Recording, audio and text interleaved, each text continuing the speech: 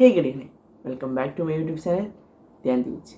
നിങ്ങൾ തംബ്ലൈനിലും അതുപോലെ തന്നെ തുടക്കത്തിലെ ഇൻട്രോയിലൊക്കെ കണ്ട പോലെ നമ്മൾ ഇന്ന് സംസാരിക്കാൻ വന്നത് ബേസിൽ ജോസഫിൻ്റെ പൊന്മാൻ എന്ന് പറയുന്ന സിനിമയെ പറ്റിയാണ്. സോ നേരെ വീഡിയോയിലോട്ട് കിടക്കാം. ആദ്യം തന്നെ ഒരു കാര്യം പറയട്ടെ, ഈ സിനിമ എനിക്ക് പേഴ്സണലി വർക്കായില്ല. അതുകൊണ്ട് ഈ സിനിമ ഒരു മോശം സിനിമയാണെന്ന് ഞാൻ ഒരിക്കലും പറയില്ല. കാരണം നമ്മുടെ ഈ സമൂഹത്തിൽ അത്രമേൽ പെണ്ണുങ്ങൾ അനുഭവിക്കുന്ന കാര്യങ്ങളും ആളുകൾ അനുഭവിക്കുന്ന ദുരിതങ്ങളെയും പറ്റിയിട്ട് ഈ സിനിമയിൽ എടുത്ത് പറയുന്നുണ്ട്. എസ്പെഷ്യലി ബേസിൽ എന്നൊരു ആക്ടർ, അതായത് ഇത്ര കോമഡി റോളുകളും ഇതൊക്കെ ചെയ്തിരുന്ന ബേസിൽ എന്നൊരു ആക്ടറിന് ഇങ്ങനെ ഒരു സീരിയസ് റോൾ ചെയ്യുന്നത് ഇറ്റ് വാസ് ഒരു പുതുമയായിരുന്നു എനിക്ക്. സോ എല്ലാ പ്രാവശ്യത്തെയും പോലെ ഞാൻ ഈ സിനിമയുടെ ട്രെയിലർ കാണാതെയാണ് സിനിമയ്ക്ക് പോയത്. അത് ആണ് എനിക്ക് പറ്റിയ ഏറ്റവും വലിയ അമ്മണി. അല്ലെങ്കിൽ എല്ലാ പ്രാവശ്യവും ഞാൻ പറയാറ് ട്രെയിലർ കണ്ട് പോകരുത്, അത് നമ്മൾ കാണാൻ പോകുന്ന പടത്തിൻ്റെ പ്രത്യേകിച്ച് കാണരുത് എന്നുള്ളൊരിതാണ്. പക്ഷേ പൊന്മാൻ എന്ന് പറയുന്ന സിനിമയിൽ ഞാൻ ഇത്തിരി കോമഡി കലർന്നൊരു സിനിമയാണെന്നാണ് പ്രതീക്ഷിച്ചത്. പക്ഷേ ഇതൊരു കോമഡി സിനിമയല്ല, ഇത് ഇത്തിരി സീരിയസ് ആണ്. എന്നാലും ചില സമയത്ത് കോമഡി ആയിട്ടാണ് ഉദ്ദേശിക്കുന്നത് അവർ. എന്നാലും കോമഡി ആയിട്ടല്ല, ആ കോമഡികൾ എനിക്ക് പേഴ്സണലി ഒട്ടും മറക്കായില്ല.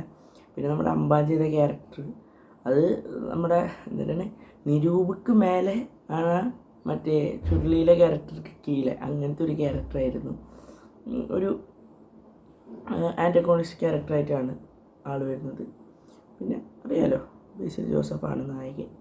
ബേസിൽ ജോസഫിൻ്റെ കഠിനകഠോരമി അണ്ടകടാഹം എന്ന് പറയുന്ന സിനിമ ഇറങ്ങിയതായിരുന്നു. അത് ഇതുപോലെ സീരിയസ് റോളിൽ എന്നിട്ട് ഫ്ലോപ്പായതാണ്. ബട്ട് ഈ സിനിമ ആൾക്കാർക്ക് നല്ല രീതിയിൽ വർക്കായി. നല്ല നല്ല പോസിറ്റീവ് റിവ്യൂസ് വന്ന കാരണമാണ് തിരക്കുള്ള സമയമായിട്ട് കൂടി ഞാൻ പൊന്മാൻ കാണാൻ പോയത്. പക്ഷേ ഈ സിനിമ എൻ്റെ 2025 ഞാൻ എത്ര പടങ്ങൾ കണ്ടു. ഐഡൻറ്റിറ്റി, ഡൊമിനിക് ലേഡീസ് പേഴ്സ്, ഏകചിത്രമാണ് പിന്നെയും കുറച്ചും കൂടി എനിക്ക് വർക്കാവുന്നത്. എന്നാലും ആ സിനിമ എനിക്കിഷ്ടമായി. പക്ഷേ ഇതിൽ പോർട്രേ ചെയ്യുന്ന വിഷയങ്ങളൊക്കെ അത്ര, അതായത് സമകാലിക പ്രസക്തിയുള്ള കാര്യങ്ങളൊക്കെയാണ്. ബട്ട് അത് ഐ ഡോണ്ട് നോ എന്തുകൊണ്ട് എനിക്ക് വർക്കായില്ലായിരുന്നു. പക്ഷേ നിങ്ങൾക്ക് ചിലപ്പോൾ വർക്കാവും, കുറേ പേർക്ക് വർക്കായിട്ടുണ്ട്. എനിക്ക് ആകെ സിനിമയിൽ വർക്കായിരിക്കുന്നത് ബേസിൽ ജോസഫ് എന്ന് പറയുന്ന ഒരു നടൻ്റെ ആക്ടിങ്ങാണ്. അങ്ങനെ കിട്ടിലനായിട്ട് അഭിനയത്തിൻ്റെ കാര്യത്തിൽ കിട്ടിലനായിട്ട് ചെയ്ത് വെച്ചിട്ടുണ്ട്. ഇനി പറഞ്ഞ പോലെ സ്റ്റോറി ഓക്കെ ആണ്, അതായത് സമൂഹത്തിൽ പ്രസക്തിയുള്ളതാണ്. അത് ചെറുത്തി ആ തിയേറ്ററിൽ പോയി കാണാനുള്ള, ഞാൻ ഡീഗ്രേഡ് ചെയ്തൊന്നും പറയരുത്, എനിക്ക് എത്രത്തോളം ഇഷ്ടമുള്ളൊരു നടനും ഡയറക്ടറൊക്കെയാണ് ബേസിൽ ജോസഫ്. എനിക്ക് ഈ സിനിമ അത്ര കണ്ടങ്ങോട്ട് എൻജോയ് ചെയ്യാൻ പറ്റിയില്ല. പിന്നെ അറിയാലോ, ഒരു സമകാലിക പ്രസക്തിയുള്ള സിനിമ എന്ന് പറയുമ്പോൾ നമുക്ക് എത്രത്തോളം എൻജോയ് ചെയ്യാൻ പറ്റും, അത്രേ ഉള്ളൂ. തന്നെയാണ് പൊന്മാൻ എന്ന് പറയുന്ന സിനിമയിൽ എനിക്ക് പറയാനുള്ളത്. നിങ്ങൾ ഈ സിനിമ കണ്ടവരാണെങ്കിൽ നിങ്ങളുടെ അഭിപ്രായം കമന്റ് ബോക്സിൽ രേഖപ്പെടുത്തുക. ഞാൻ അങ്ങനെയൊക്കെ പറഞ്ഞ കാരണം ഇനിയിപ്പോൾ റൈറ്റ് ചെയ്യുന്നില്ല.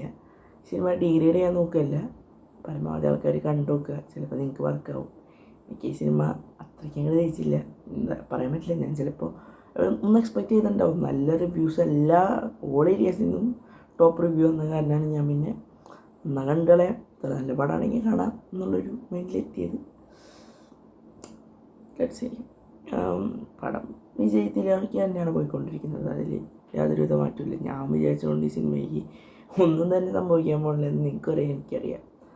സോ നിങ്ങൾ കണ്ടവരാണെങ്കിൽ നേരത്തെ പറഞ്ഞ പോലെ അഭിപ്രായം രേഖപ്പെടുത്തുക. മറ്റൊരു വീഡിയോ പോയി കാണുന്നവരെ അണ്ടിൽ ദെൻ ഞാൻ സൈനിങ് ഓഫ്.